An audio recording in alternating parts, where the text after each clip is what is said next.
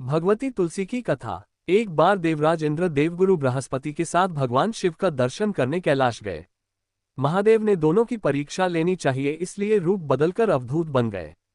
उनके शरीर पर कोई वस्त्र न था। उनका शरीर जलती हुई अग्नि के समान धधक रहा था और अत्यंत भयंकर नजर आते थे। अवधूत दोनों के रास्ते में खड़े हो गए। इंद्र ने एक विचित्र पुरुष को रास्ते में खड़े देखा तो चौंके। इंद्र को देवराज होने का गर्व घेरने लगा। उन्होंने उस भयंकर पुरुष से पूछा, तुम कौन हो? भगवान शिव अभी कैलाश पर विराज रहे हैं या कहीं भ्रमण पर हैं?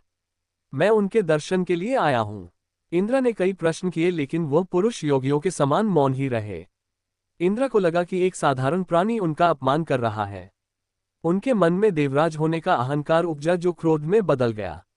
इंद्र ने कहा, मेरे बार बार अनुरोध पर भी तू कुछ नहीं बोलकर मेरा अपमान कर रहा है। मैं तुझे अभी दंड देता हूं। ऐसा कहकर इंद्र ने वज्र उठा लिया। भगवान शिव ने वज्र को उसी समय स्तंभित यानी जड़ कर दिया। इंद्र की बाह अकड़ गई। भगवान अवधूत क्रोध से लाल हो गए। बृहस्पति उनके चेहरे पर आई क्रोध की ज्वाला को देखकर समझ गए कि ऐसा प्रचंड स्वरूप महादेव के अतिरिक्त किसी का नहीं हो सकता। बृहस्पति शिव स्तुति गाने लगे। उन्होंने इंद्र को भी महादेव के चरणों में लेटा दिया और बोले, प्रभु इंद्र आपके चरणों में पड़े हैं, आपके शरणागत हैं। आपके ललाट से प्रकट अग्नि इन्हें जलाने को बढ़ रही है। हम शरणागतों की रक्षा करें। बृहस्पति ने विनती की, प्रभु भक्तों पर आपकी सदा कृपा बरसती है। आप भक्त वत्सल और सर्वसमर्थ हैं। आप इस तेज को कहीं और स्थान दे दीजिए ताकि इंद्र के प्राणों की रक्षा हो। भगवान रुद्र ने कहा, बृहस्पति मैं तुम पर बहुत प्रसन्न हूँ। इंद्र को जीवनदान देने के कारण तुम्हारा एक नाम जीव भी होगा। मेरे तीसरे नेत्र से प्रकट इस अग्नि का ताप देवता सहन नहीं कर सकते, इसलिए मैं इसको बहुत दूर छोड़ूंगा। महादेव ने उस तेज को हाथ में धारण कर समुद्र में फेंक दिया। वहां फेंके जाते ही भगवान शिव का वह तेज तत्काल एक बालक के रूप में परिवर्तित हो गया।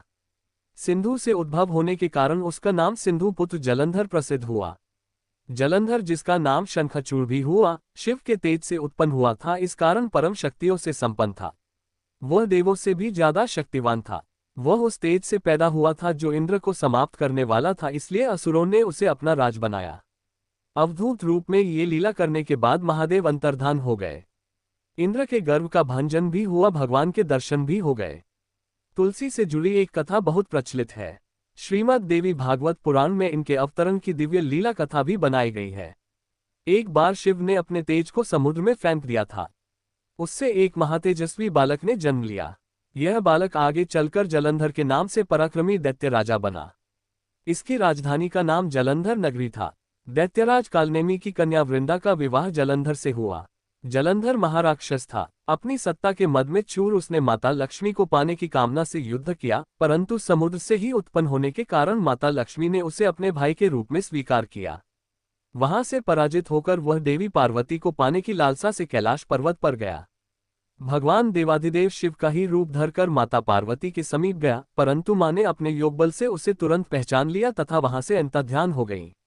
देवी पार्वती ने क्रुद्ध होकर सारा वृतांत भगवान विष्णु को सुनाया। जलंधर की पत्नी वृंदा अत्यंत पतिव्रता स्त्री थी। उसी के पतिव्रत धर्म की शक्ति से जलंधर न तो मारा जाता था और न ही पराजित होता था। इसीलिए जलंधर का नाश करने के लिए वृंदा के पतिव्रत धर्म को भंग करना बहुत जरूरी था। इसी कारण भगवान विष्णु ऋषि का वेश धारण कर वन में जा पहुंचे, जहां वृंदा अकेली भ्रमण कर रही थी।